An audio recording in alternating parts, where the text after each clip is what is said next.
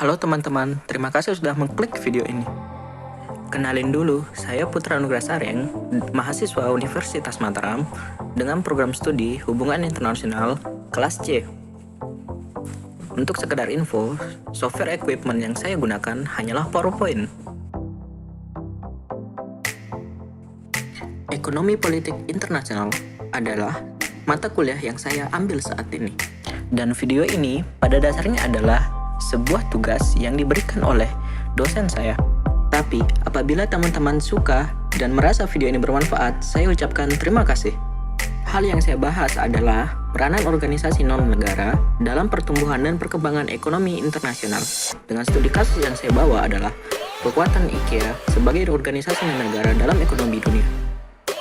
Selamat menyaksikan.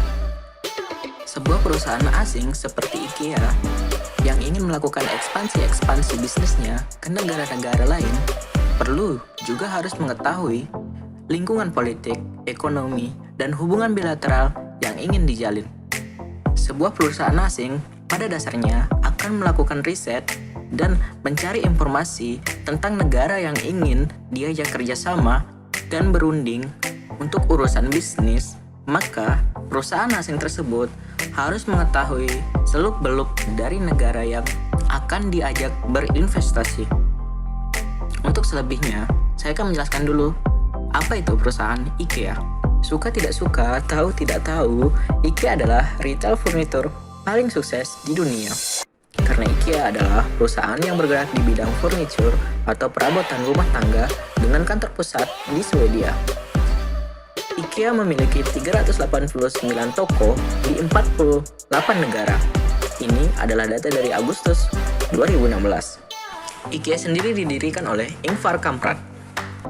Strategis pemasarannya yang menarik dan unik, serta produk-produknya yang terjangkau tapi tanpa kualitas yang menurun, menjadikan IKEA adalah perusahaan yang paling sukses di bidangnya. Mungkin banyak yang perlu kita tahu tentang dibalik keberhasilannya IKEA, mulai dari manajemen operasinya, produksinya, hingga pendistribusiannya menjadikan IKEA berhasil di bidangnya. Tapi yang saya akan bahas adalah bagaimana produk-produk IKEA bisa sampai ke negara-negara yang diinginkan dan dapat membangun kerjasama yang selalu hasilnya baik.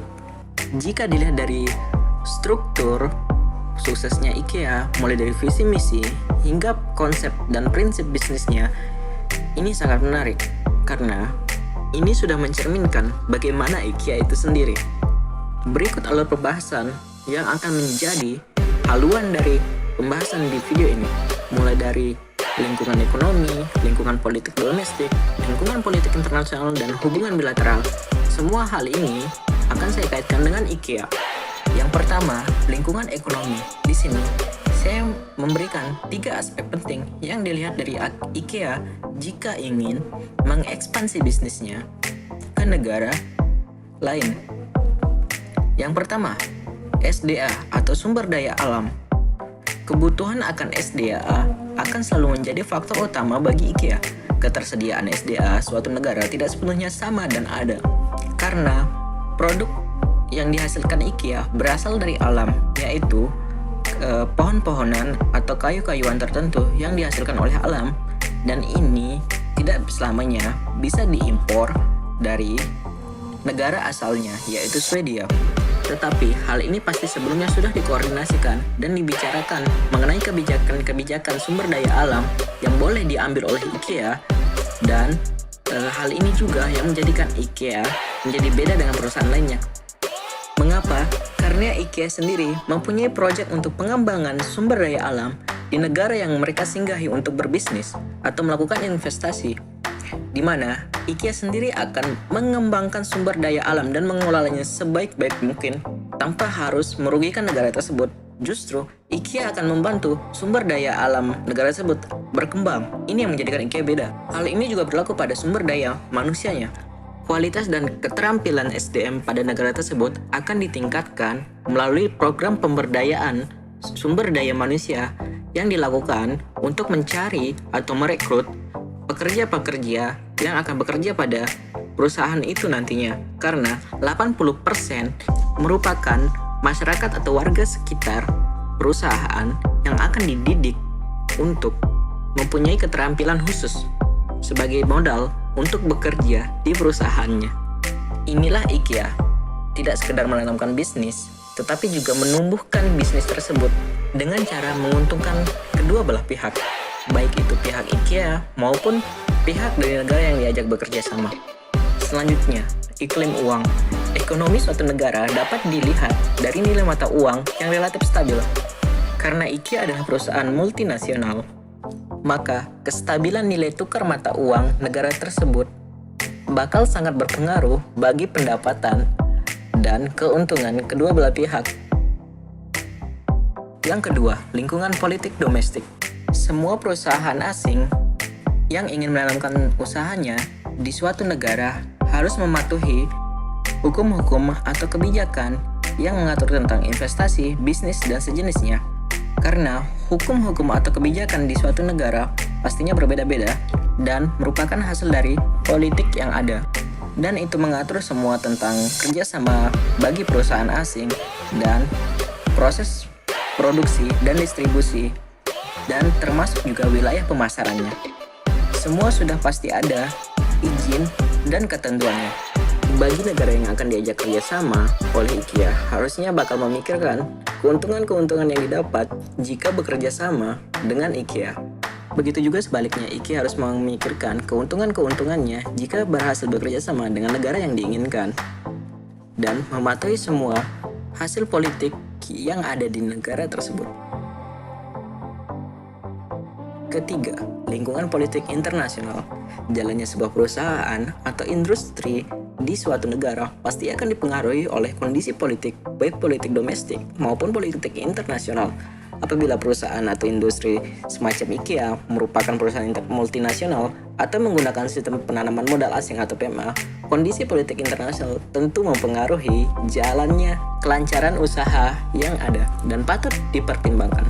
Karena politik internasional tentunya memiliki hukum-hukum dan ketentuan baik berupa kebijakan di bidang bisnis. Sebagai contoh, IKEA Indonesia yang merupakan cabang dari IKEA Global yang ada di Swedia merupakan perusahaan multinasional karena beroperasi di berbagai negara. Tentunya, faktor politik internasional turut mempengaruhi jalannya bisnis IKEA Indonesia. Kondisi yang sangat mempengaruhi tentu saja politik internasional di kawasan Asia, meskipun Asia bukan menjadi pusat konsentrasi berjalannya bisnis IKEA, melainkan di Eropa. Keempat, hubungan bilateral. Hubungan bilateral mencakup hubungan kerjasama baik itu di bidang politik dan ekonomi. Saya ambil contoh, hubungan bilateral antara Indonesia dan Swedia. IKEA seolah-olah menjadi wajah dari Swedia yang merupakan asal dari perusahaan tersebut.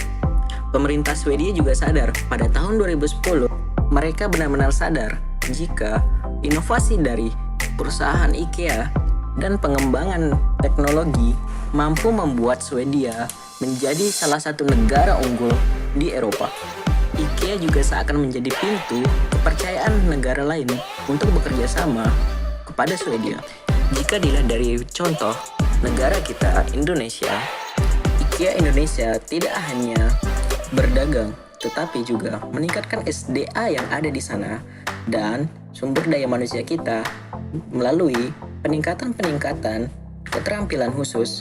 IKEA juga menjamin adanya keuntungan di sektor ekonomi dan pendapatan yang sesuai bagi kedua pihak. Hubungan diplomatik yang semakin erat antara Indonesia dan Swedia dan menambah jumlah lapangan pekerjaan dan pemberdayaan keterampilan masyarakat. Inilah yang mengakibatkan IKEA sangat mudah diterima oleh negara-negara yang tahu hebatnya IKEA. Tidak hanya mengandalkan produk-produk mereka yang berkualitas tetapi terjangkau.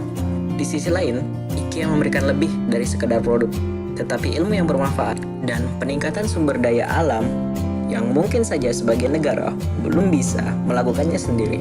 IKEA memang mempunyai kekuasaan yang benar-benar dimanfaatkan dan memberikan hasil yang positif bagi dunia.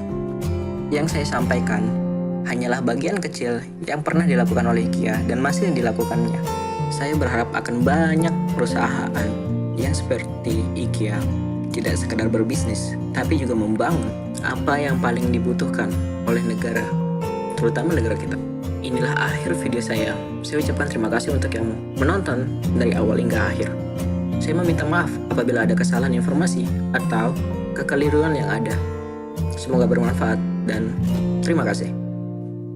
Jangan di subscribe, saya bukan YouTuber.